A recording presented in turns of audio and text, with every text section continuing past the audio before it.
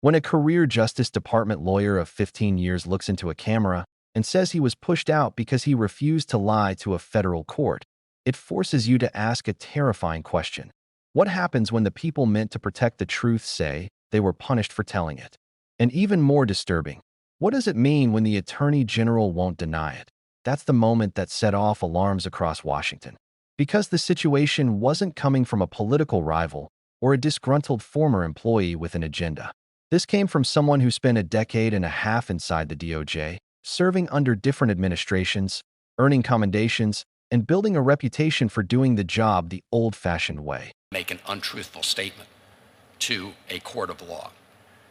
I have two questions. Number one, I assume you agree that zealous advocacy does not mean telling untruths to courts of law. And second, if that's not the case, what did you mean by saying he was not a zealous advocate? Senator Van Hollen, this is all pending litigation, as you're well aware, and the timing of it, I can't discuss pending litigation. This is a whistleblower lawsuit pending within my office, but I will say the timing of it I find suspect, as he takes hits at Pam Bondi, who is one of the best human beings I know, one of the smartest, brilliant men I know, who will soon become a federal judge. And his hearing happens to be today, and I find the irony of the timing of it pretty remarkable, the lawsuit.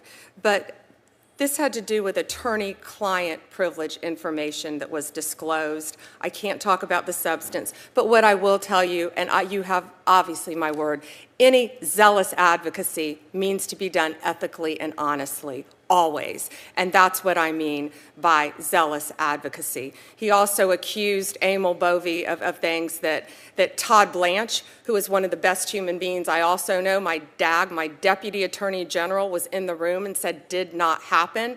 But again, I wish I could get into greater detail. I can't because it's pending. But I stand by Pam Bondi and I stand by Todd Blanche every day, and I always will. Well, Madam Attorney General, I will say that his account seems to have lots of information. So as you say, this will obviously be something that's litigated or reviewed through due process procedures. But I have to say that it's very, very disturbing. We've also heard from others in other departments who are responsible for implementing the laws of the United States that they feel uncomfortable about having been asked to do things that they thought were unethical. Let me go on to some of the budget questions, and I really want to follow up on my colleagues, Senator Moran and Senator Collins. But the DOJ grant funding is being sort of cut back on two fronts. One, in April, the department terminated hundreds of grant awards, notifying grantees that their current grant funds were gone, effective immediately. That included, law enforcement training grants, technical assistance awards, some dating back to fiscal year, I think, 2017. So, question number one is, are you going to be releasing those funds? The second concern regarding grants has to do with the monies that were appropriated in this fiscal year, in March. And my understanding is that DOJ is withholding an overwhelming number of notices of funding opportunities, NOFOs, meaning that grantees who rely on these grants, including many who provide services to victims of crimes, are literally, in some cases, running out of money. For example, the department's biggest grant-making component, the Office of Justice Programs, has only posted one notice for fiscal year 25, NOFO notice. So if you could answer the question with respect to both those pieces. Sure, and that's a very valid question, Senator. The notices will be going out in coming weeks about the grants. And we did cut grants by 6%, and I'm here to tell every senator, if we did cut a grant that you care about that is specific to your state, please contact me. I've turned on grants that were cut off. So please, if that happens, there's an appeal process, but you can pick up the phone and you can call me, and I would be more than happy to look at that. I never want to take away a grant that is actually helping Americans, helping victims, helping law enforcement, and we're looking at it on a case-by-case basis, and many of those are being appealed already, but you have my word, we will look at all of those, absolutely. Thank you. And in terms of the other piece of the question, when the notices for information will go out, because the fiscal year obviously is, running out, and we are hearing from lots of entities that are waiting for those notices so they can apply for the grant funding. Yeah, yes, Senator. The notice of funding is consistent with our priorities, and they're finalizing it right now. It will be going out very shortly. Very shortly. All right. Thank you. It'll be posted on a rolling basis, too, I believe. Okay. If you could just keep us posted on that. And I would appreciate it, Madam Attorney General, if you could have your team or respond to a letter that about 30 senators wrote to you on this topic of the prior fiscal year funds that were frozen. I will make sure they look at that letter. I think we've received probably thousands of letters. You've gotten lots of letters. But we really do need, in order to do our job, to get responses. Thank you, Mr. Chairman. Attorney General. With facts, law, and ethics. He wasn't a TV personality. He wasn't a political soldier. He was the kind of lawyer who usually never ends up in the news because career people at the DOJ aren't supposed to be controversial. They're supposed to be the stable ones, the institutional memory that keeps the department running no matter who's in charge. When Erez Ravani filed a whistleblower complaint saying he was fired because he refused to sign an appeal brief that he believed had no factual or legal foundation, it cut right through the noise. His statement was simple and devastating. I didn't sign up to lie. And the moment those words became public, they hit the one place no attorney general wants a controversy: inside the ethical core of the Justice Department. But that was just the beginning, because what came next was a Senate hearing that turned into a slow burn unraveling of something much bigger. Senator Chris Van Hollen didn't waste time. He walked straight into the heart of the allegation, reading back Pam Bondi's own words to her. Words she had said on national television, declaring that every DOJ attorney was required at her direction to zealously advocate for the United States. And, she added, any lawyer who didn't do so would face consequences. The phrase sounds harmless on the surface. Zealous advocacy. It's what lawyers are trained to do. But the law is clear. Zeal never includes lying. It never includes misleading a judge.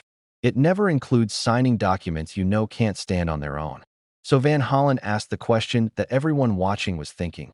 Does zealous advocacy include telling the truth? Does it include refusing to participate in something you believe is unethical? And just like that, the hearing shifted.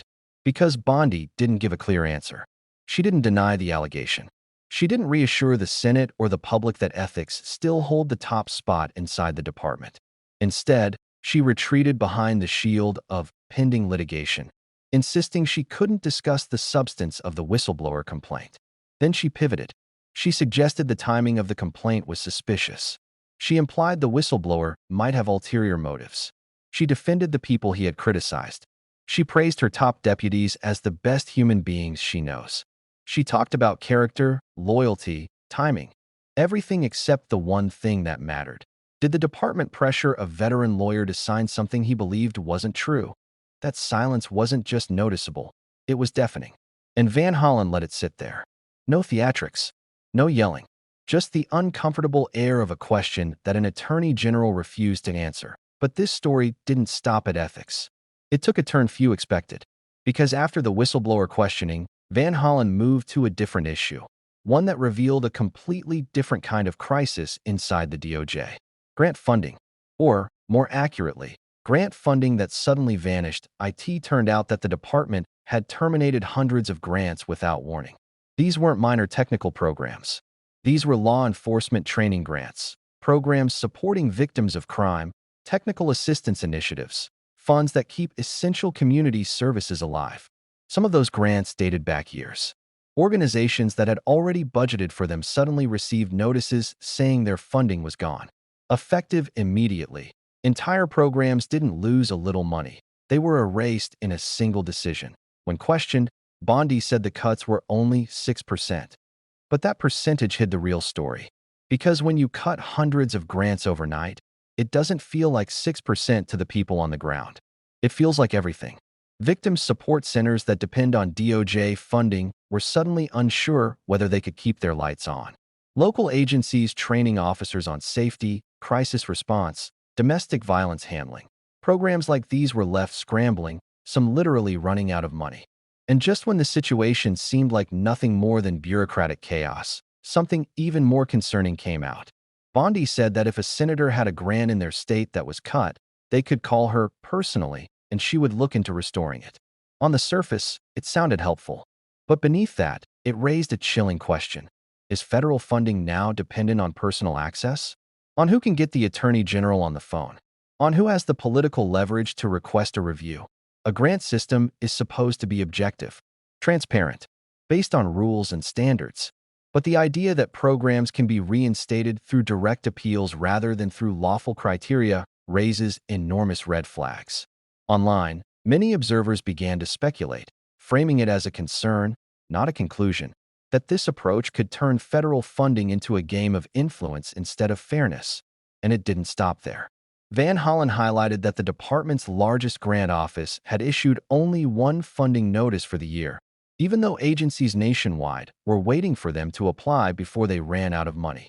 With the fiscal year running down, organizations that serve victims, especially those dealing with trauma, abuse, and crisis intervention, were caught in limbo. The human cost was invisible in the hearing room, but painfully real outside it. These programs don't rely on DOJ funding, they survive on it. When the money freezes, people who depend on these services lose the only support they have. As the hearing continued, a picture began to form. Not of one isolated incident, not of one upset employee, but of a Justice Department pulled into competing pressures, ethical disputes on one side, administrative breakdowns on the other. A place where career professionals felt uneasy, where long-standing programs were being cut abruptly, and where answers were replaced with deflection. And that brings everything back to the first question Van Hollen asked, the question Pam Bondi never truly answered. Because if a DOJ attorney really was fired for refusing to submit something he believed was untrue, that's not just a personnel disagreement. That's a collapse in the core obligation of the department. The DOJ's authority rests on a single principle. Its lawyers tell the truth. They present facts. They argue based on law, not pressure. When that cracks, the entire system built on trust and integrity begins to tilt. The whistleblower's allegation, combined with the grant cuts, the funding uncertainty, the lack of transparency, together they paint a picture of a department in conflict with itself. A place where the mission of justice is fighting against a tide of internal pressure, politics, and procedural confusion. And maybe that's why this hearing mattered so much. Because it wasn't about one lawyer or one grant or one dispute. It was about a deeper question. What does the DOJ become when accountability disappears? When answers are replaced with excuses? When truth becomes negotiable? The scariest part isn't the accusation. It's the silence that followed it. If this breakdown helped you see what's really happening beneath the surface, how the whistleblower claim connects to the grant crisis, the ethics tension, and the unspoken risks inside the DOJ. Make sure to hit the like button, subscribe to the channel, and drop a comment telling me which part of this exchange hit you the hardest. More in-depth analysis is coming up next, and trust me, you won't want to miss what's ahead.